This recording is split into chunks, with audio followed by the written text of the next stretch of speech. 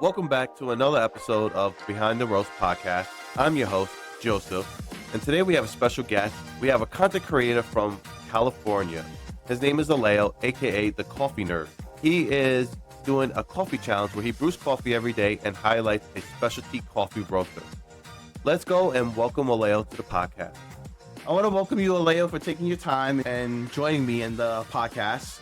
I see that you finally hit your 102 days of your daily coffee challenge. Congratulations on that. So tell me, what else is next? What are you going to continue to do with this daily coffee challenge? Yeah, so for context, I brew coffee every single day and I record it. I started way to help me be better on camera. I'll post off and on, and it was just like, what do I do next? And I got to this point where I'm like, well, I brew coffee every single day. Why don't I just record it? So that pushed me to I think I started with, let me just do 7 days. And then I did 7 days and I'm like, I got a rhythm. Let me do 30 days. And now, today was day 102. Whenever this releases, I'm pretty sure I'll be somewhere in the hundreds, which is pretty crazy. I just wanted to capture my routine, my rhythm, and share it with people. If you were at my house, I would be brewing coffee for you. So that's a concept that I started off with and am continuing with. I see that you're the master of the V60. Like, you got it down packed. I love it because I learned a lot on your brewing ratios, how you do everything and how many grams of water, the temperature. You say, all right, we do it this temperature for this processed wash coffee and so on. It's great, like how you put that into your video content, because it gives me more knowledge on better brewing on a V60. I just started doing a V60 pour over, and that is amazing. And that's why I love your content, because you're teaching others this is how you do it, and you get those tasting notes and highlighting a specialty coffee roaster. That's the greatest thing ever. What is your favorite tasting notes that you enjoyed so far as you continue doing this process? Yeah, I do want to make a comment on my V60. I've used that thing for like 11, 12 years now, the same V60. So I don't know if I'm a master at it because I've never really expanded beyond that. There's some brewers that I do want to get, but that's my routine. That's what I do every day and I enjoy it. But yeah, in terms of tasting notes, I really enjoy coffees from Africa. I think Ethiopia, Yirgacheffe is probably my favorite region. I gravitate toward coffees that have a lot of fruit flavors that are very bright and acidic. I really enjoy wild coffees as well. So if you've ever had an anaerobic process or anaerobic fermented coffee, co-fermented coffee, that's when they process the coffee with fruit and let it ferment for anywhere from like a day to like, I think 96 hours. There's some pretty cool things happening in the coffee world that we get to experience. Every bag of coffee, even if it's the same region, same roaster, might be different, which I like the uncertainty of that. Enjoying the moment and being intentional about slowing down and enjoying your coffee. All the other regions, depending on the soil, what they use, and elevation can change the taste of the coffee too. Even though it could be from Ethiopia, it might be different elevations or different soil or minerals that they use. That could be different on the tasting notes too. Yeah, to expand on that, a lot of people understand wine tasting and enjoy different wines, different regions. And they understand that the soil, the elevation of where the grapes were grown, where it was processed, how it was processed, all of that contributes to the flavor of the wine. What I found out is that wine has around 900 different factors that go into the flavor. Coffee actually has a little bit more than that with the factor. So like, it's just kind of understanding, like, and there's so many different things that you can really dive deep into, and coffee is definitely one of them. Tea, people go crazy into meat and all kinds of things, but coffee has so many different flavors and things that contribute to the end result. It's just fun to track all of that and enjoy it. How did you come up with your ratios and your recipes when you're making sure that you get that perfect cup of coffee every time you're doing your pour overs, which is awesome? I don't know if it's something that I really come up with. A lot of roasters will have resources for you to look at. I'll just look on their site and they'll have suggestions on use this ratio for this coffee, or use this many grams of coffee, this many grams of water. Over time, You just find something that works. There's really no right or wrong way to brew coffee. If you enjoy it, then it's good.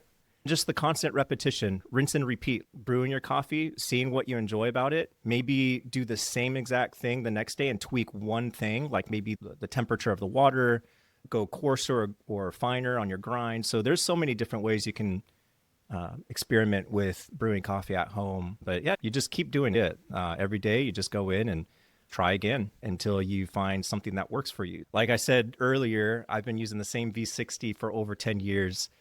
So I guess I have a lot of repetition over the years that has helped me dial in what I enjoy. Just keep at it.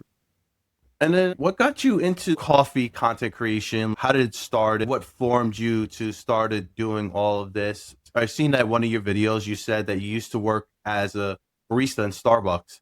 Was that your starting point? How did the Coffee Nerds develop into the name that it is and your brand? So, man, there's a lot packed into that question. The logo has two faces on it, myself and a really close friend. The Coffee Nerds started as something to capture our tasting notes. Me and my friend Jonathan met at Starbucks. So I worked at Starbucks for like 8 years. So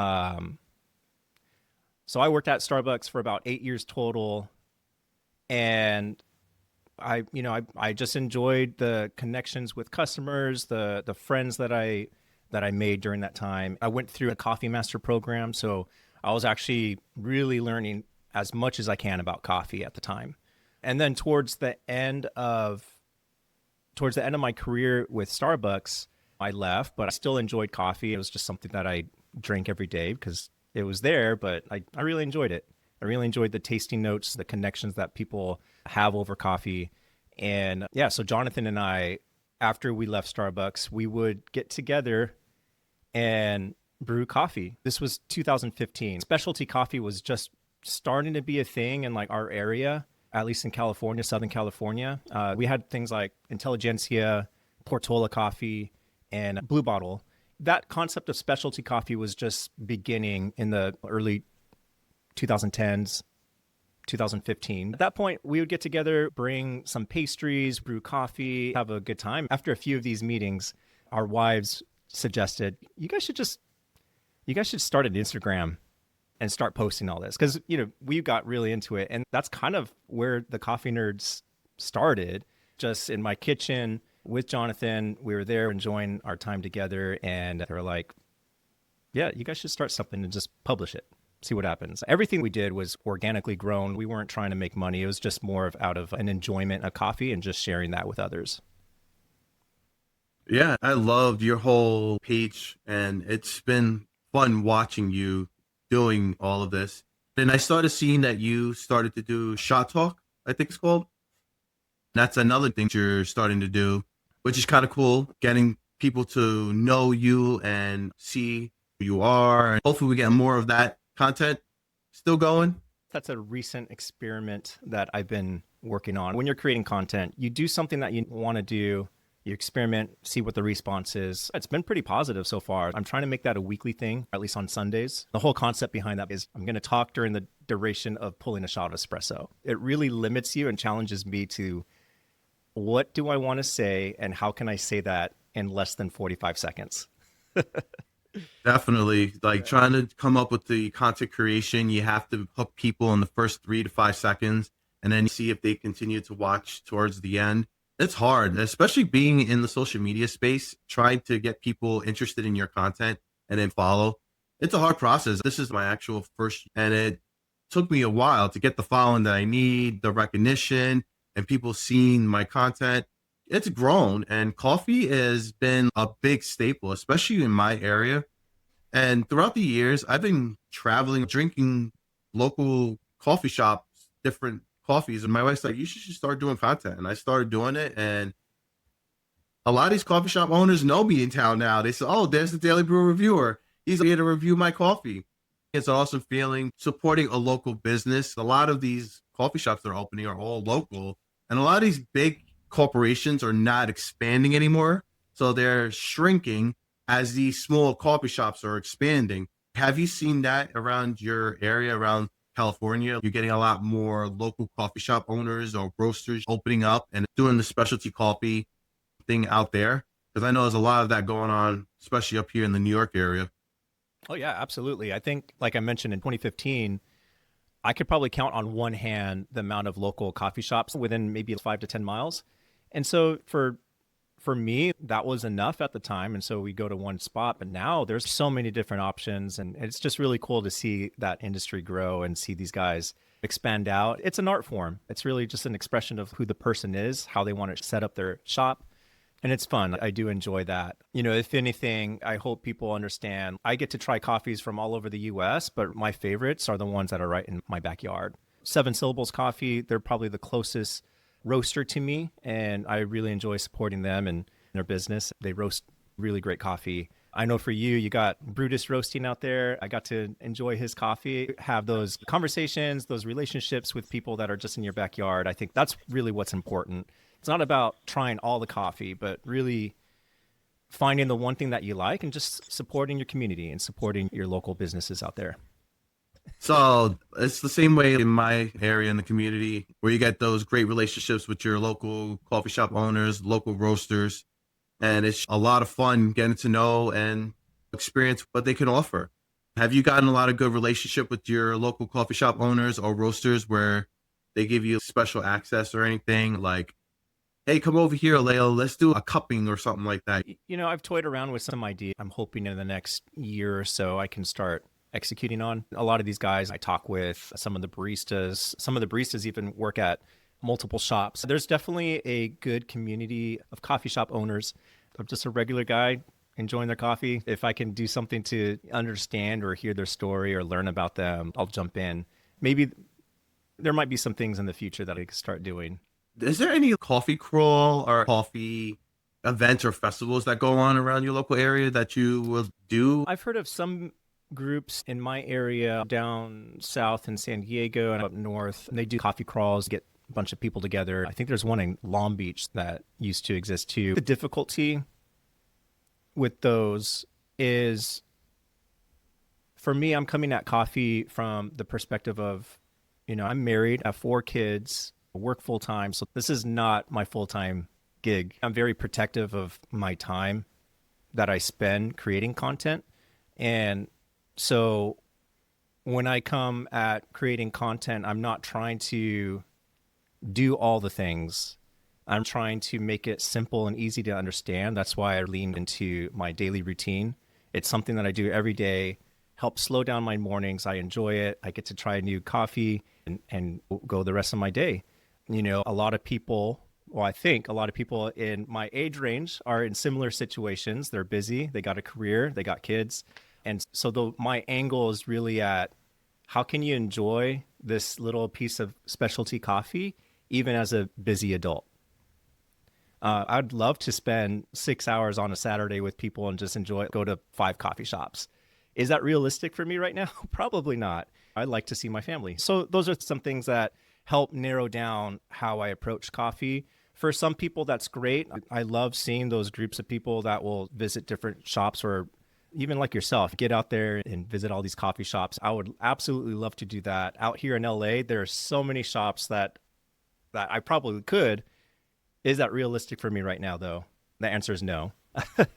But I just enjoy coffee the way that I can right now in the season that I'm in. Hopefully I can share or inspire other people to do the same, even if they live a busy life.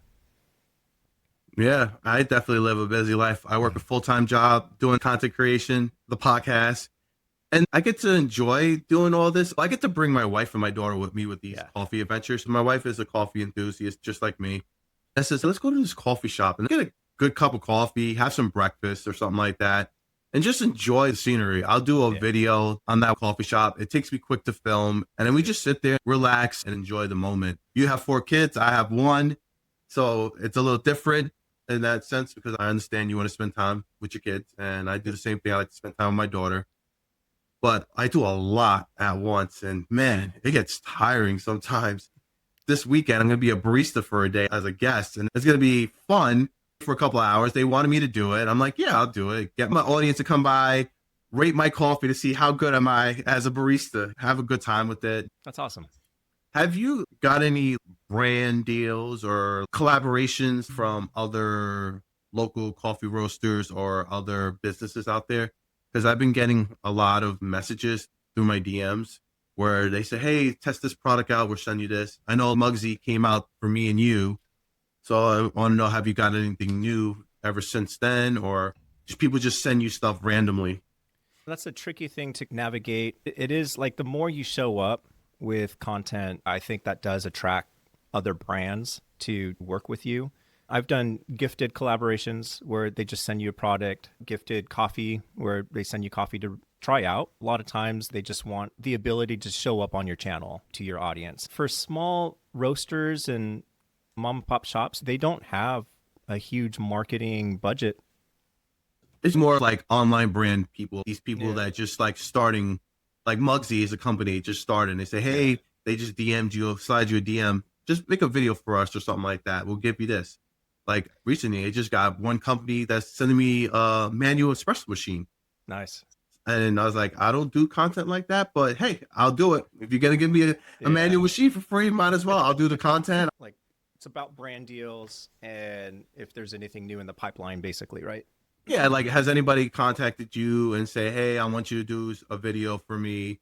Just like Muggsy, like DM'd you, Yeah. like any random other brands out there. Brands will definitely reach out. The more consistent you are at showing up, is definitely an opportunity for both. Like, gives you content to create, and then a brand can either pay or gift product in exchange for a review or just exposure. I think there's some good things going on there. One thing that I always have to make sure that I'm doing, because before I would just accept everything.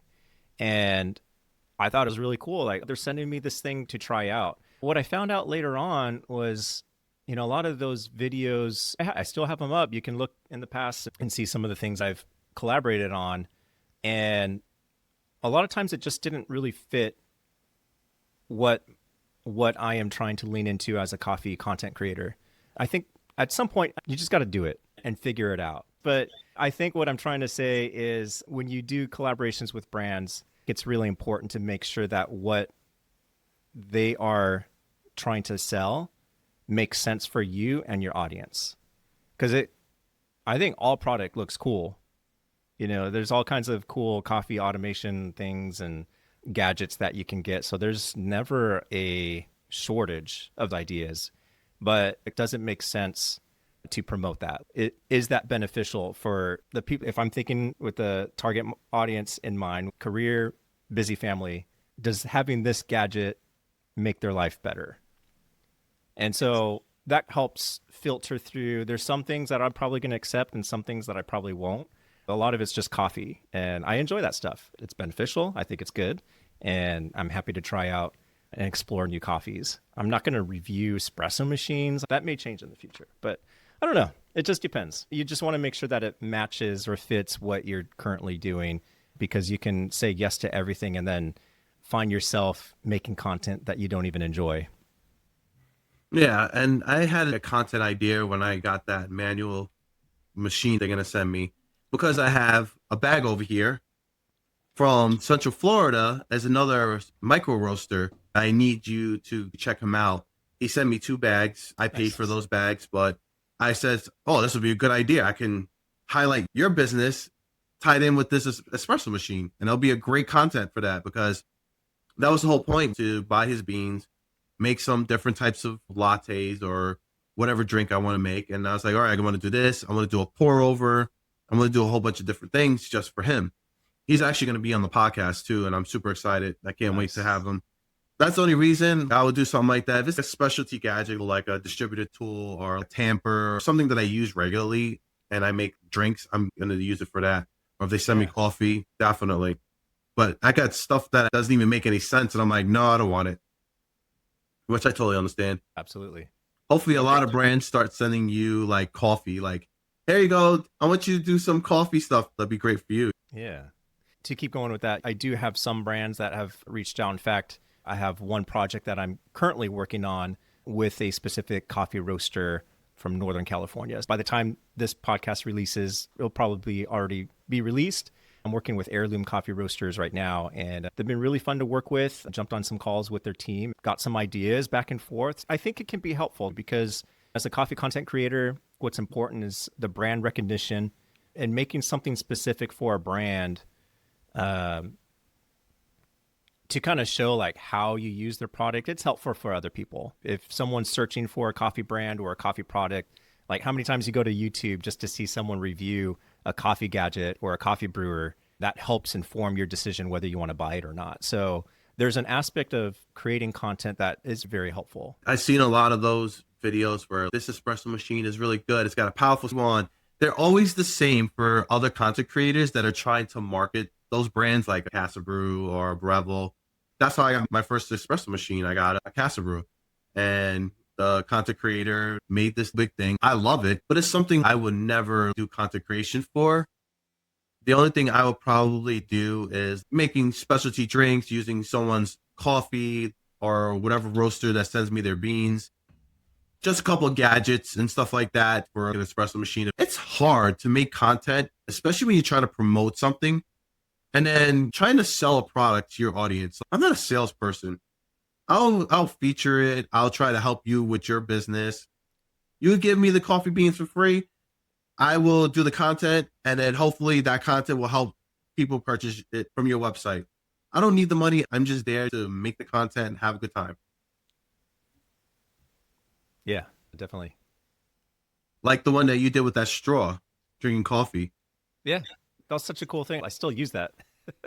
Buy and try it out for myself. Or say, hey, I would like to do a video or something. It was kind of interesting, you know? Yeah.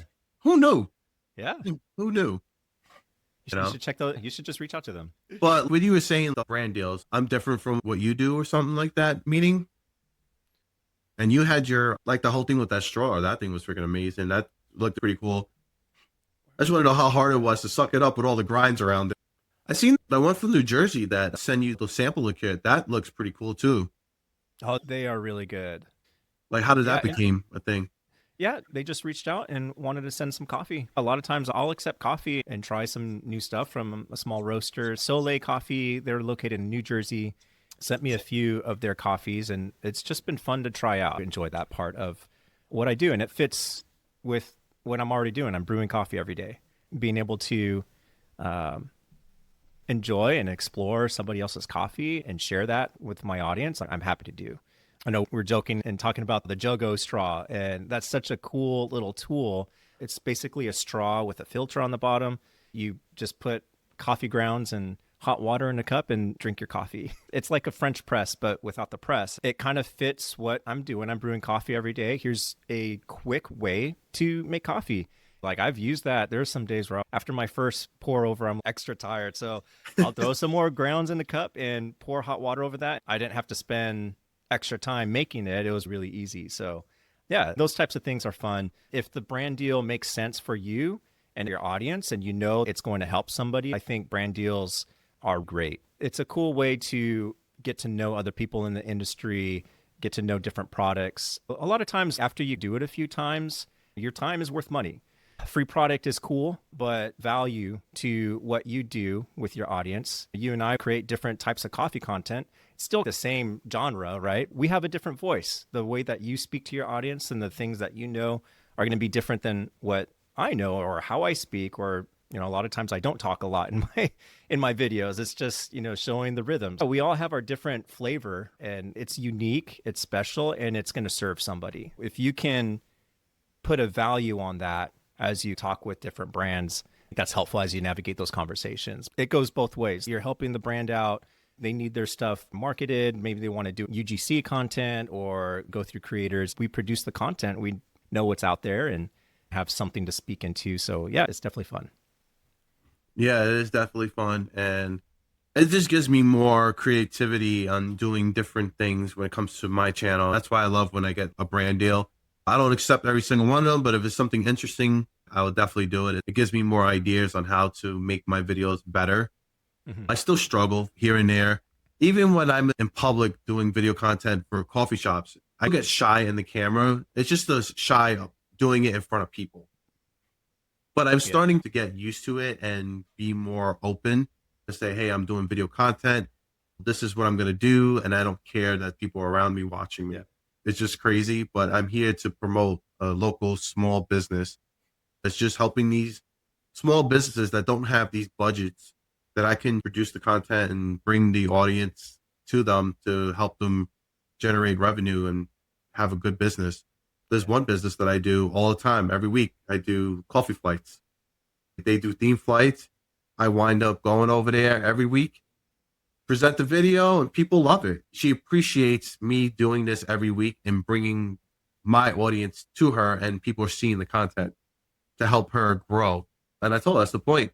And then I did on the podcast and says, you owe me a couple free flights because I've been spending a lot of money. It's just fun, and it's great to have a local business.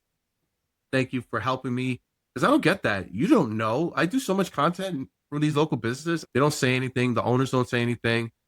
But hearing it from a business owner saying, hey, Joe, you did this and thank you, and I appreciate what you do, it makes me feel a lot better, and it makes me want to do more and more content every day. Keep on striving for more. Nice. Hopefully, you will do a couple of those every once in a while when you have the opportunity. Who knows? Yeah. You never know what's ahead of you or who's watching. So my whole thing is just keep showing up. Keep showing up. Keep on doing your daily coffee challenge.